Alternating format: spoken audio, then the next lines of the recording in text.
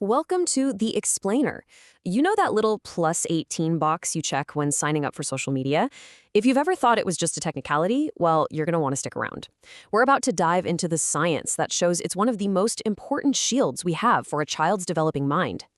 We've all seen it. It's the gateway to platforms like TikTok, Instagram, you name it. A quick check of a box, and you're in.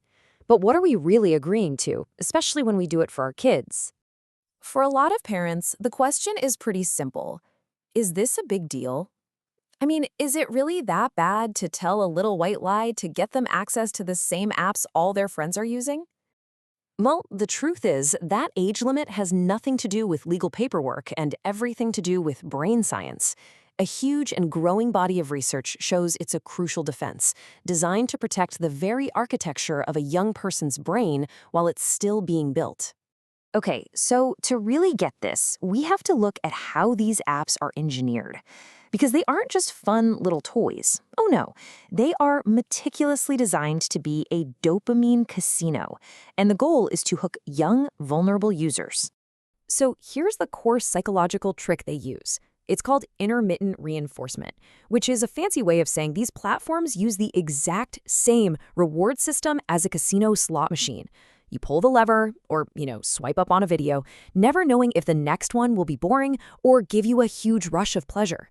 That unpredictability, that's what gets you hooked. And here's why that is so dangerous for teenagers.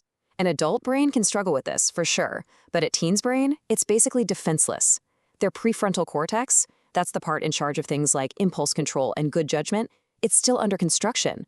It's not fully wired up until about age 25. So they literally don't have the hardware to resist this constant engineered pull for their attention. And what does this addiction look like in the real world? Well, the numbers are frankly staggering. The average teen is spending 95 minutes a day just on TikTok. That's over an hour and a half. Now you add an Instagram and Snapchat, and you are looking at more than 4 hours a day just scrolling. Let's really put that time into perspective, okay? It adds up to over 1,400 hours a year. That is the equivalent of 60 full 24-hour days, 2 entire months of their life, every single year. Just gone. But here's the thing. The danger isn't just about the time they're losing. It's about what's filling that time. And this leads us to the second major problem, the systematic destruction of their self-image. This is the impossible game that's at the heart of platforms like Instagram and TikTok. Teens are constantly comparing their raw, unfiltered real life, their behind the scenes, with the perfectly crafted, AI-filtered, professionally lit showcases of everyone else. It is a battle they can never, ever win. And this has absolutely devastating real-world consequences.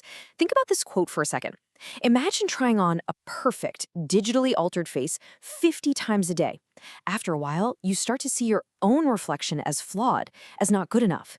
This can lead to a really serious condition called body dysmorphia, which is an obsession with perceived flaws that other people might not even notice.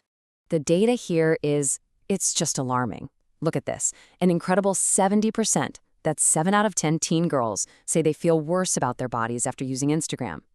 Teens who are heavy users are 3 times more likely to be depressed. And this isn't just about feelings. It's driving a 40% jump in cosmetic surgery for kids under 18, all of them chasing an impossible, filtered ideal. Okay, so beyond the psychological harm, there are lasting, real-world dangers that we just have to talk about. Because these platforms don't just affect how kids feel, they affect their safety and their future in very tangible ways. These platforms are specifically designed to create a constant state of anxiety, of fear of missing out, or FOMO. Things like 24-hour stories and endless notifications create this frantic sense of urgency, making teens feel like if they're not online 24/7, they're being left out. Their brains never, ever get a chance to rest. And what's worse, their entire life is being cataloged, and they don't fully get it. Every location they visit, every face they scan, every private message creates a permanent digital footprint. A dumb mistake made at 14 could easily pop up at 24 during a job interview. They just don't have a real concept of these long-term consequences. And then there's this. This is perhaps the most frightening part of it all. You combine that underdeveloped prefrontal cortex, the part that's bad at assessing risk, with intense peer pressure, and you get this. Viral challenges that look like a joke but have deadly consequences. Dozens of young people have lost their lives doing these things.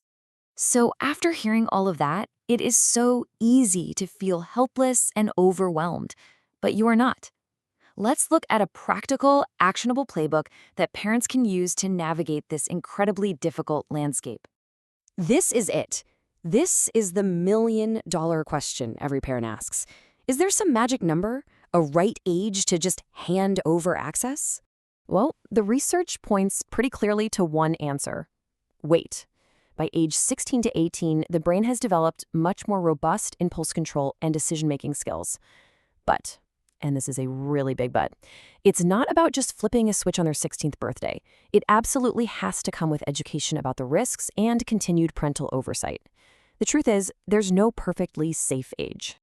So, what can you actually do? Here are 6 golden rules you can start using today. 1.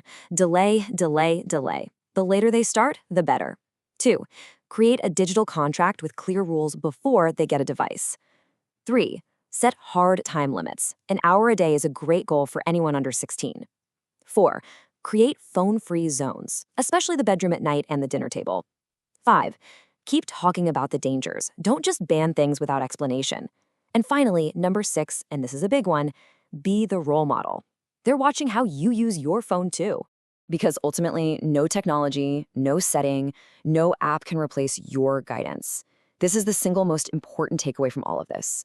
Your relationship, your conversations, and your rules are by far the most powerful tools you have.